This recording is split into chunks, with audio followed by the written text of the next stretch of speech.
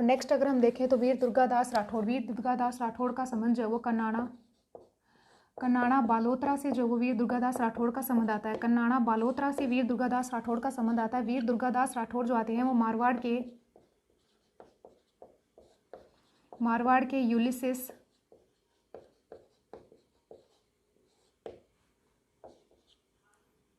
यानी कि वीर दुर्गादास राठौड़ जो होते हैं इनको मारवाड़ का अणभिदिया मोती कहा जाता है। राजपूताने का यूलिसिस कहा जाता है, अणभिदिया मोती कहा जाता है। वीर दुर्गादास राठौड़ कन्नाड़ा बालोतरा से इनका संबंध आता है। इनको जो राजपूताने का यूलिसिस कहा जाता है। राजपूताने का यूलिसिस कहा जाता है। मारवाड़ का अणभिदिया मोती कहा जाता है। यानी कि वीर दुर्गादास राठौड़ जो आते हैं इसे राजपूताने का जो है वो यूलिसेस कहा जाता है और मारवाड़ का अणभिदिया मोती कहा जाता है और राठौड़ों का गैरिबाल्डी कहा जाता है। और इसको जो है वो राठौड़ों का गैरिबाल्डी कहा जाता है, राठौड़ों का गैरिबाल्डी कहा जाता है। और ये मारवाड़ शासक जसवंत सिंह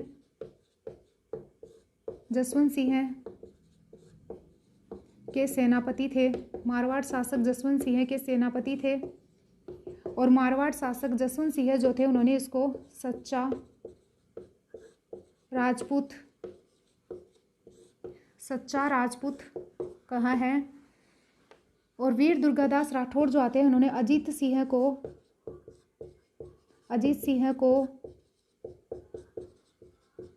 औरंगजेब से छुटाकर इनके संरक्षक बने थे। नेक्स्ट अगर हम बात करें तो अजीत सिंह जो आते हैं इन्हें गौरी शंकर हीराचंद ओझा जी जो आते हैं उन्होंने इसको क्या कहा था। गौरी शंकर हीराचंद्र ओझा जी ने इनको मारवाड़ का कान का कच्चा कहा था। दुर्गादास जी की छतरी कहाँ पे आती है? दुर्गादास जी की छतरी सिप्रा नदी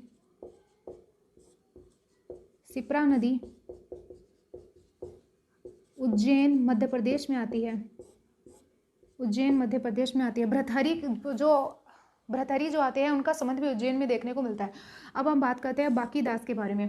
यानी कि हमने वीर दुर्गादास राठौड़ के बारे में देख लिया। इनको जो राजपूताने का जो है वो राजपूताने का क्या कहा जाता है? राजपूताने का यूलिसेस कहा जाता है। मारवाड़ का अणभिदिया मोती कहा जाता है और गैरिबाल्डी कहा जाता है। यानी कि राठौड़ों का गैरिबाल्डी कहा जाता है। मारवाड़ शासक जसवंत सिंह के ये सेनापति थे। जसवंत सिंह ने इनको सच्चा राजपूत कहा था। अजीत सिंह को औरंगजेब से चुंगल से बचाकर जो इन्होंने क्या किया था तो छुटाकर संरक्षक बने थे इनके। और गौरी शंकर हीराचंद्र ओझा जो थे उन्होंने अजीत सिंह को जो कान का कच्चा कहा था। इनको राजपूताने का जो है वो यूलिसेस कहा जाता है। मारवाड़ का अणभिदिया मोती कहा जाता है। राठौड़ों का गैरिबाल्डी कहा जाता है। नेक्स्ट हम बाकी दास के बारे में बात करते हैं। तो बाकी दास का संबंध जो आता है वो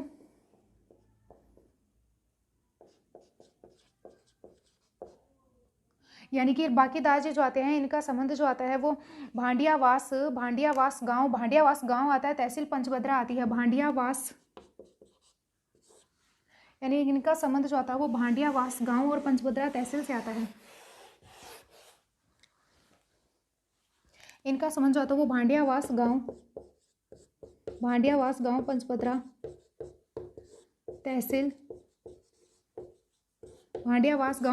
तहसील बालोतरा से जो है वो वीर बाकी दास जी का संबंध आता है। बाकी दास जी की रचनाएं जो आती हैं वो आती हैं बाकी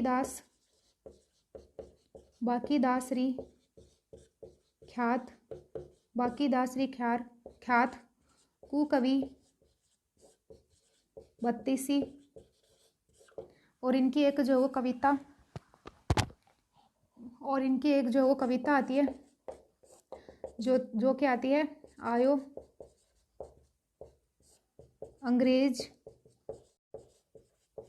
आयु अंग्रेज मुल्क रे ऊपर। आयु अंग्रेज यानी कि जो वीर बांकीदास जी जो आते हैं उनकी एक रचना आती है आयु अंग्रेज मुल्क रे ऊपर, चेतावनी का गीत आता है 1857 की क्रांति से संबंधित आते हैं ये। और इनको जो है वो यानी कि आयु अंग्रेज मुल्क के ऊपर जो आता है ये चेतावनी का गीत आता है, यानी कि एक चेतावनी का गीत आता है। और ये जो आते हैं वो 1857 की क्रांति के समकालीन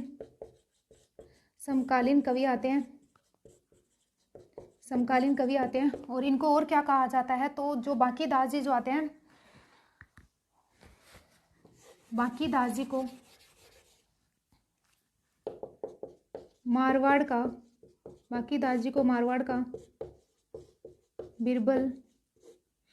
का बिरबल कहा जाता था। और ये मारवाड़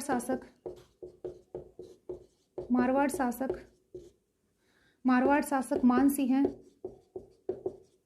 मानसिंह के दरबारी थे, यानी कि मारवाड़ शासक मानसिंह के दरबारी थे बांकीदास जी।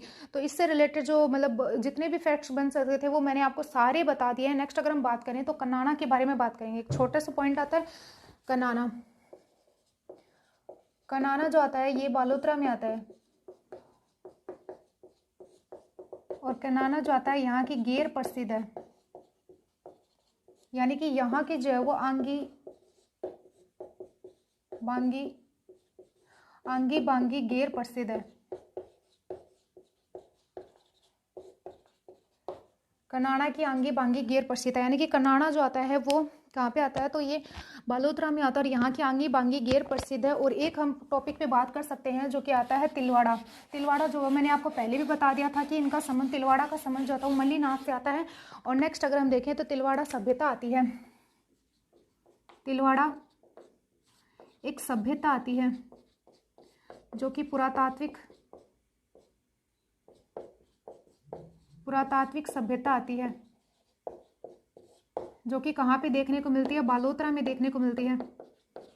और ये जो है वो लूणी नदी के किनारे आती है, लूणी नदी के किनारे आती है। नेक्स्ट अगर हम एक टॉपिक पे बात करेंगे तो वो नेक्स्ट टॉपिक हमारा होगा सिवाना दुर्ग, यानी कि नेक्स्ट हम टॉपिक पे बात करेंगे सिवाना दुर्ग, जो कि मोस्ट एंड लास्ट टॉपिक माना जाता है हमारा, यानी कि लास्ट टॉपिक होगा ही हमारा। नेक्स्ट आता है सिवाना दुर्ग। ओके, तो सिवाना दुर्ग जो आता है इसको क्या कहा जाता है, ये बालोतरा में आता है। पहले हम देखेंगे कि सिवाना दुर्ग जो आता है वो बालोतरा में आता है और इसको जो है वो कुमटगढ़ का दुर्ग कहा जाता है, कुमट दुर्ग कहा जाता है, या इसको कुंभाना दुर्ग कहा जाता है, या इसको एक और नाम देखने को मिलता है अणखलू सिवाना भी जो है इसको कहा जाता है। और इसको जो है वो क्या कहा जाता है, एक अणखलो सिवाना, अणखलो सिवाणो भी जो इसको कहा जाता है। और एक नाम इसको और मिलता है जो कि खैराबाद मिलता है। अब आप बोलोगे खैराबाद क्यों नाम मिलता है, तो 1308 ईस्वी में आक्रमण किया था, किसने किया था, तो अलाउद्दीन खिलजी ने किया था। एक से समझ लेना, अलाउद्दीन खिलजी ने जो है वो किसके ऊपर किया था, यानी कि अलाउद्दीन खिलजी ने आक्रमण किया था सातल देव सोनग्रा के ऊपर, सातल देव सोनग्रा के ऊपर जो है वो अलाउद्दीन खिलजी ने आक्रमण किया था। इसमें सातल देव सोनग्रा की जो है वो पराजय होती है, यानी कि इससे समझ लेना ये हार जाते हैं और अलाउद्दीन खिलजी जो होते हैं वो विजयी हो जाते हैं, अलाउद्दीन खिलजी विजयी हो जाता है। इसलिए जो है अलाउद्दीन खिलजी इसका नाम जो होता है वो खैराबाद रख देता है, यानी कि सिवाना दुर्ग जो होता है वो बालोतरा में आता है, कुम्मटगढ़ दुर्ग कहा जाता है, कुंभाना दुर्ग कहा जाता है, अणखलो सिवाना कहा जाता है। और इसका नाम जो है वो हमें खैराबाद भी मिलता है क्योंकि 1308 ईस्वी में आक्रमण किया था अलाउद्दीन खिलजी ने। और किसके ऊपर क्या था, सातल देव सोनग्रा थे उस टाइम उसके शासक, और अलाउद्दीन खिलजी विजय हो जाते हैं, सातल देव सोनग्रा जो होते हैं वो पराजित हो जाते हैं। नेक्स्ट अगर हम बात करें तो जो सिवाना दुर्ग जो आता है वो जालोर दुर्ग की कुंजी जो होता है वो सिवाना दुर्ग कहलाता है, जालोर दुर्ग की कुंजी कहलाता है सिवाना दुर्ग। नेक्स्ट अगर हम बात करें तो इसे मारवाड़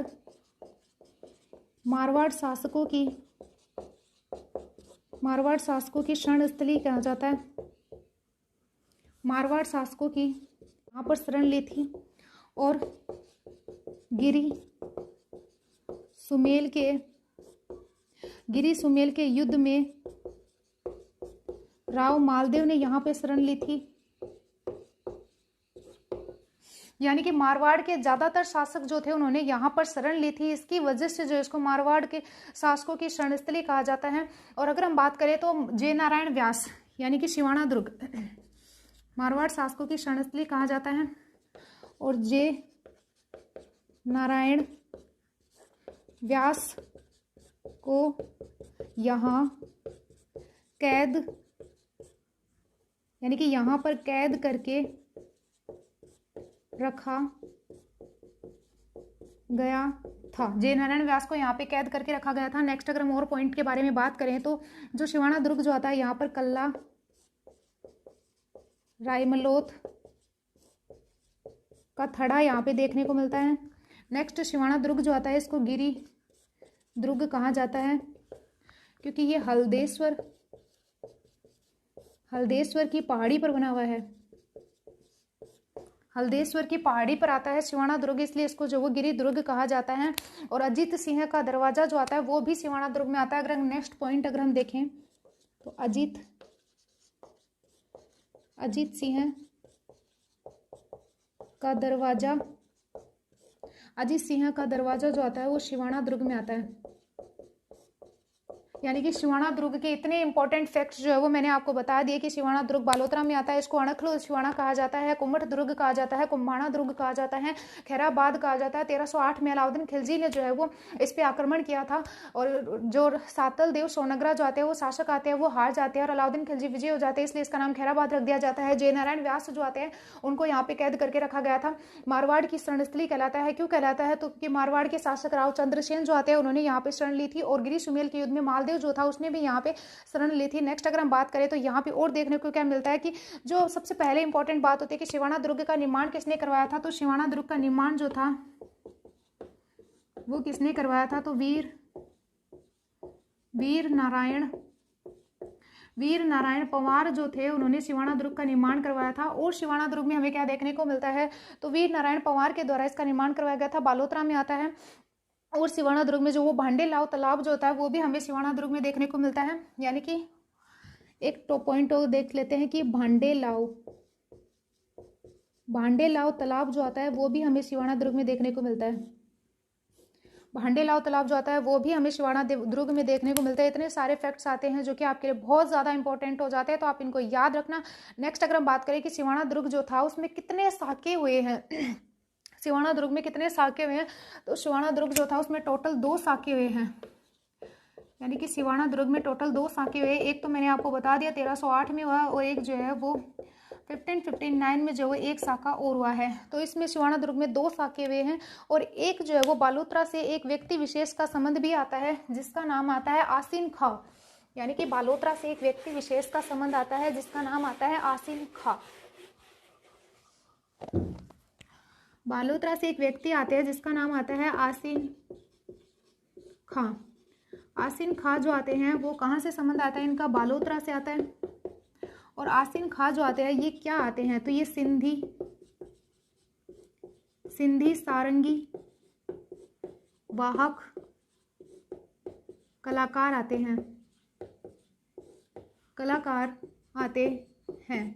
नेक्स्ट अगर हम बात करें तो जो मतलब बालोतरा जो आता है इसमें अजरक प्रिंट